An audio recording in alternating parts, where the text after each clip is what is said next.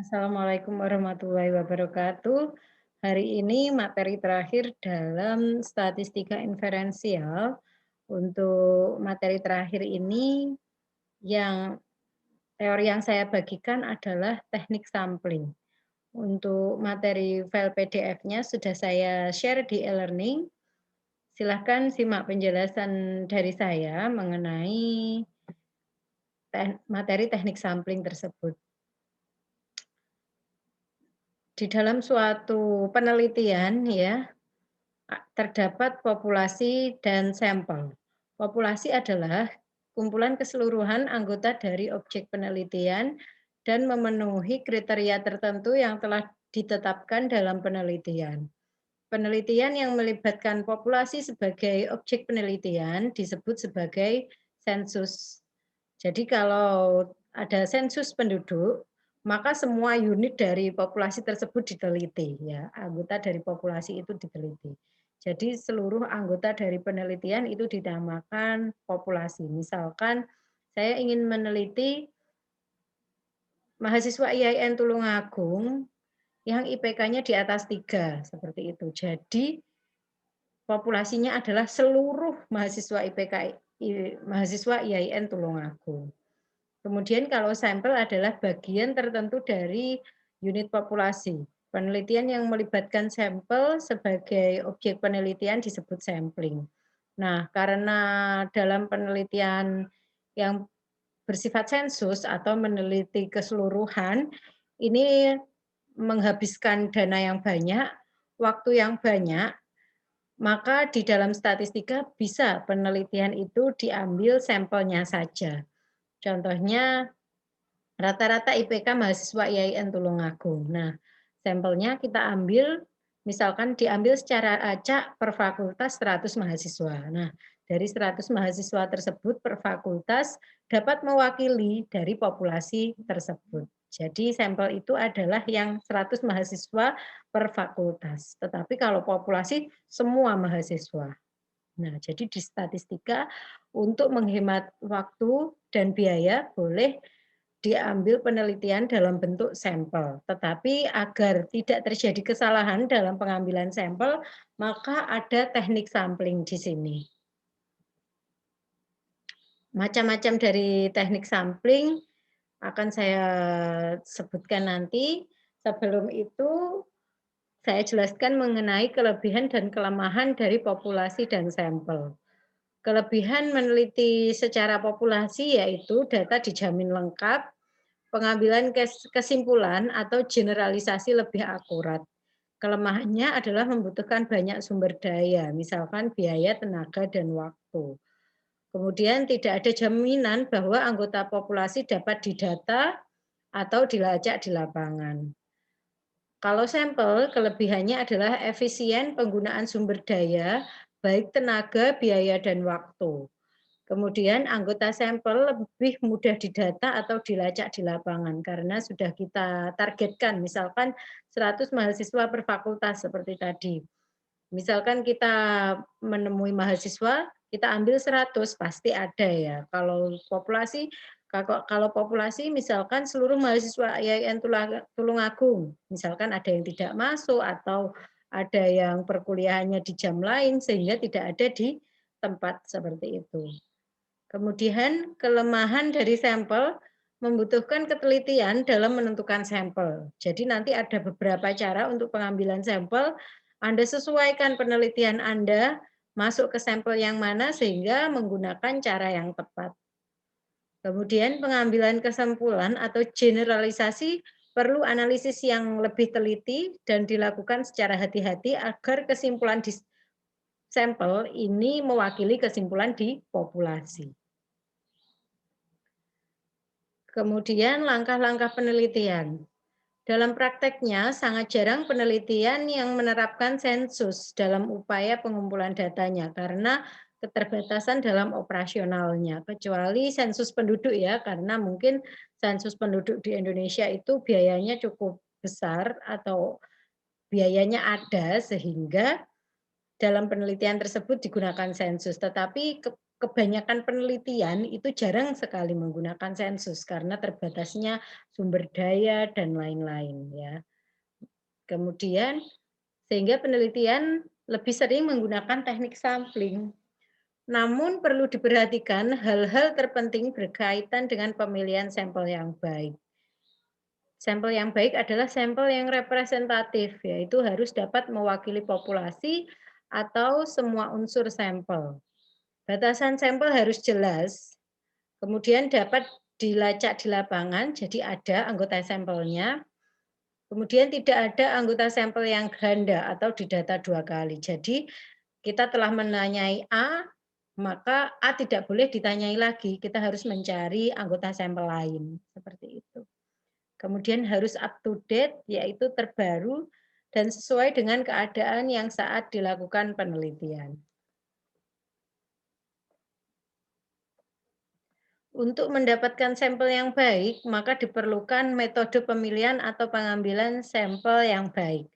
Metode pengambilannya sampel yang baik adalah prosedurnya sederhana dan mudah dilakukan, dapat memilih sampel yang representatif, efisien dalam penggunaan sumber daya, kemudian dapat memberikan informasi sebanyak-banyaknya mengenai sampel tersebut. Kemudian prinsip anggota sampel yang baik yaitu pada prinsipnya tidak ada ketentuan yang baku mengenai ukuran sampel. Jadi ukuran sampel ini tidak ada patokannya. Yang perlu diperhatikan dalam menentukan besarnya sampel adalah derajat keseragaman atau heterogenitas dari populasi. Jadi populasinya harus beragam, misalkan IPK tadi ya, maka ada yang diambil itu harus ada mahasiswa semester 1, semester 3, 5 seperti itu. Jadi harus beragam. Tidak hanya semester 1 saja yang diambil, yang dimaksud dari keseragaman itu seperti itu. Kemudian metode analisis yang digunakan harus jelas, ketersediaan sumber daya, ada anggota sampelnya, presisi yang dikehendaki. Kemudian macam-macam metode sampling, yaitu ada probability sampling dan non-probability sampling. Untuk probability sampling ada 3, yaitu simple random sampling, stratified random sampling, cluster sampling. Sementara non-probability sampling ada quota sampling, accidental sampling, saturation sampling, dan snowball sampling. Untuk perbedaan dari dua metode ini, probability sampling ini, setiap anggota populasi dalam probability sampling ini mempunyai kesempatan yang sama untuk terambil. Jadi misalkan ada berapa ya tadi 100 mahasiswa per fakultas, setiap anggota dari mahasiswa IAIN Tulungagung yang ada di fakultas tersebut mempunyai kesempatan yang sama untuk diwawancarai seperti itu. Tinggal nanti penelitiannya menunjuk yang siapa. Tetapi kalau non probability sampling ini kita mempunyai kriteria tertentu sehingga kenapa orang tersebut cocok dijadikan sebagai sampel kita. Contohnya seperti wawancara ya, misalkan kita meneliti tentang kondisi pasca gempa yang ada di Kabupaten A. Kemudian kita tahu bahwa daerah yang paling terdampak itu daerah A, misalkan seperti itu. Sehingga kita menelitinya di daerah A tersebut karena daerah A itu paling terdampak. Sehingga penelitian tersebut dikatakan sebagai penelitian non probability sampling karena kita mempunyai kriteria tertentu kenapa orang tersebut atau anggota sampel tersebut cocok sebagai sampel kita. Itu masuk ke non probability sampling. Kalau probability sampling itu mengambil secara acak ya. Mengambil secara acak artinya setiap anggota populasi mempunyai kesempatan yang sama untuk dijadikan sebagai sampel. Itu probability sampling. Kemudian saya jelaskan yang pertama yaitu simple random sampling. Semua unsur populasi mempunyai kesempatan yang sama untuk dipilih sebagai anggota sampel karena masuk ke probability sampling ya, simple random sampling.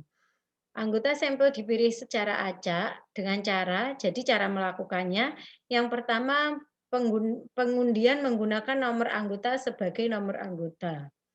Contoh, jadi misalkan ada 100 mahasiswa yang saya ambil, saya beri nomor mahasiswa tersebut, kemudian saya ambil nomor secara acak, seperti itu, seperti arisan contohnya.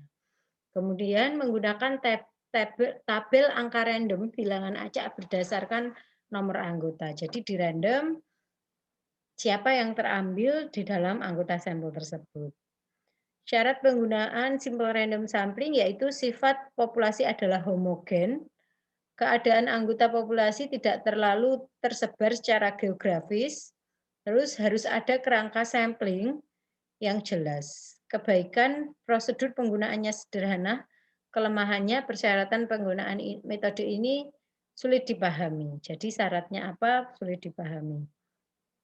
Tetapi simple random sampling ini cara penggunaannya, jadi kita mempunyai data misalkan misalkan mahasiswa Febi di data, kemudian kita beri nomor urut, kemudian kita ambil nomor tersebut secara acak sehingga mencapai 100 mahasiswa yang terpilih, contohnya seperti itu.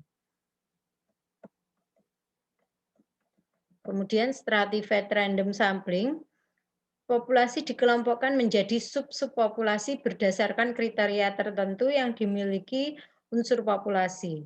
Masing-masing subpopulasi diusahakan homogen, artinya sama ya. Jadi setiap kelompok ini dia mempunyai keseragaman. Terus dari masing-masing subpopulasi selanjutnya diambil sebagian anggota secara acak dengan komposisi proporsional atau disproporsional. Proporsi itu persentasenya per kelompok ini sama. Kemudian total anggota dipilih ditetapkan sebagai jumlah anggota sampel penelitian.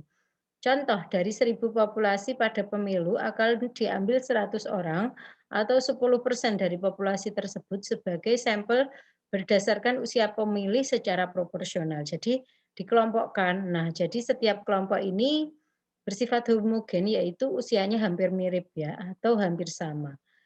Kemudian ini jumlah dari per usia tersebut, kemudian diambil 10% sehingga diperoleh anggota sampelnya ini. Kelompok 17 sampai 26 dipilih 10 orang, 27 sampai 36 dipilih 20 orang, 37 sampai 47 40 orang, dan lebih dari 47 dipilih 30 orang. Sehingga diperoleh 100 orang untuk penarikan sampelnya. Kemudian stratified random sampling, yaitu populasi mempunyai unsur heterogenitas beragam ya. Diperlukan kriteria yang jelas dalam membuat stratifikasi atau lapisan sesuai dengan heterogenitas yang dimiliki. Harus diketahui dengan tepat komposisi anggota sampel yang akan dipilih secara proporsional atau disproporsional. Kebaikannya adalah semua ciri-ciri populasi yang heterogen dapat terwakili. Kelemahannya memerlukan pengenalan terhadap populasi yang akan diteliti untuk menentukan ciri heterogenitas yang ada pada populasi. Oke, ini belum ada contohnya ya. Jadi stratified random sampling ini hampir sama dengan proporsional ini. Oh ya, stratified random sampling sudah ada ya contohnya. Yang ini.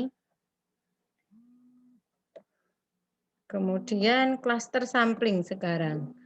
Cluster sampling ini masuk ke probability sampling, yaitu populasi dikelompokkan menjadi sub-sub populasi secara cluster atau bergelombol.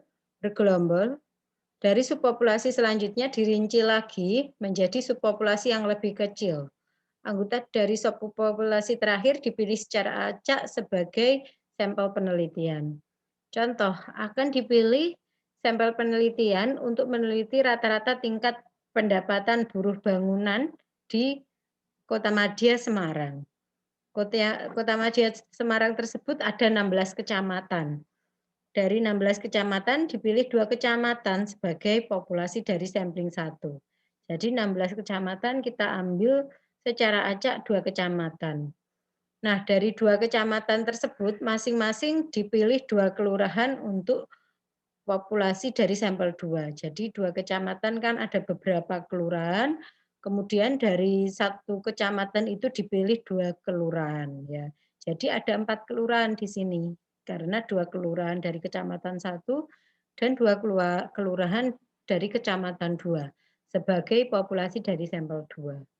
Kemudian dari 2 kelurahan masing-masing dipilih 50 buruh bangunan sebagai sampel penelitian, sehingga akan terpilih 100 buruh bangunan sebagai sampel penelitian. Oh, jadi ini 2 kecamatan dipilih 2 kelurahan. Jadi 1 kecamatan 1 kelurahan, 1 kecamatan lagi 1 kelurahan ya.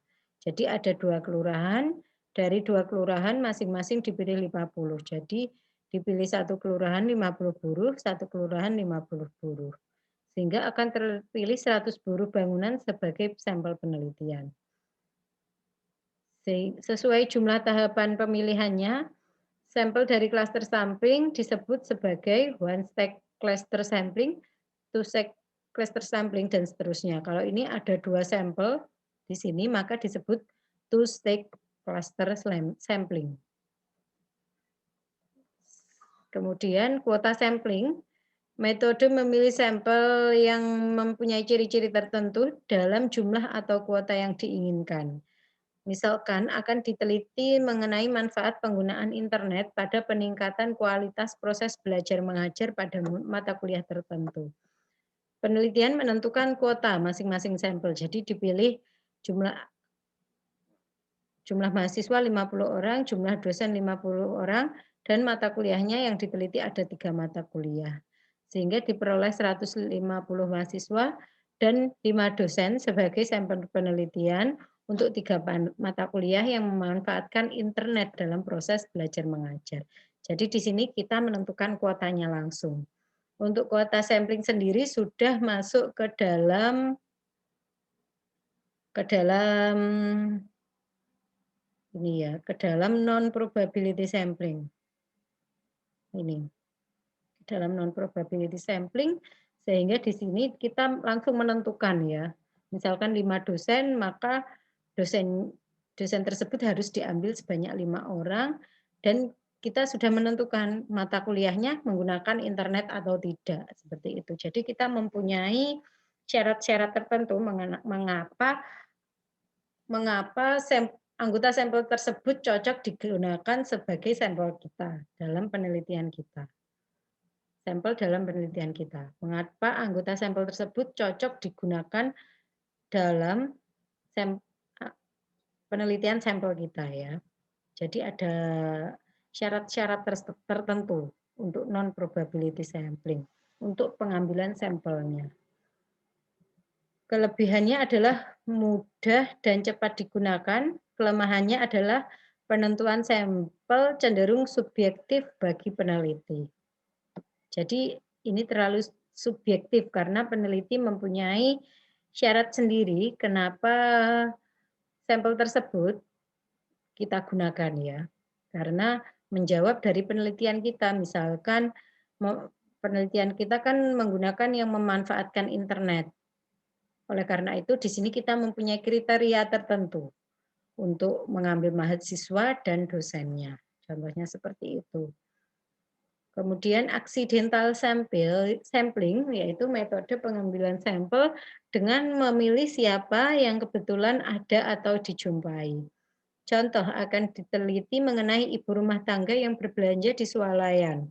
Peneliti menentukan sampel dengan cara menjumpai ibu rumah tangga yang kebetulan belanja di suatu swalayan tertentu untuk dimintai pendapat atau motivasinya. Kelebihannya mudah dan cepat digunakan, kelemahannya jumlah sampel mungkin tidak representatif karena tergantung hanya pada anggota sampel yang ada pada saat itu. Selanjutnya, saturation sampling, yaitu metode pengambilan sampel dengan mengikut sertakan semua anggota populasi sebagai sampel penelitian. Jadi ini lebih seperti sensus ya, semua anggota populasi diikutkan. Contoh akan diteliti mengenai pendapat mahasiswa terhadap pemberlakuan kurikulum baru di STMIK Dianuswantoro. Peneliti menentukan sampel yang mengambil seluruh mahasiswa aktif di STMIK Dianuswantoro sebagai sampel penelitian.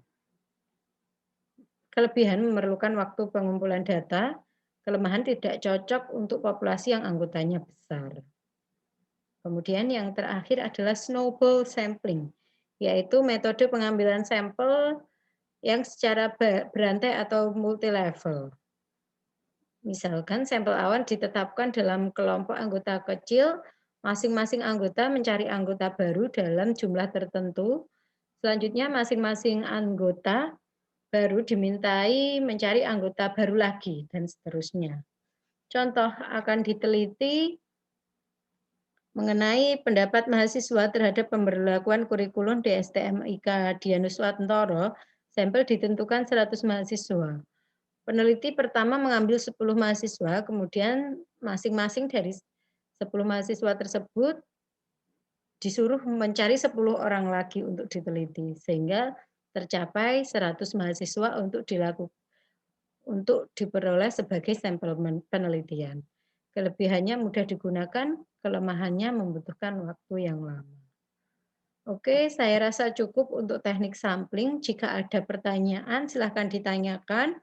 Hari ini adalah hari materi terakhir untuk UAS. Silahkan Anda pelajari. Wassalamualaikum warahmatullahi wabarakatuh.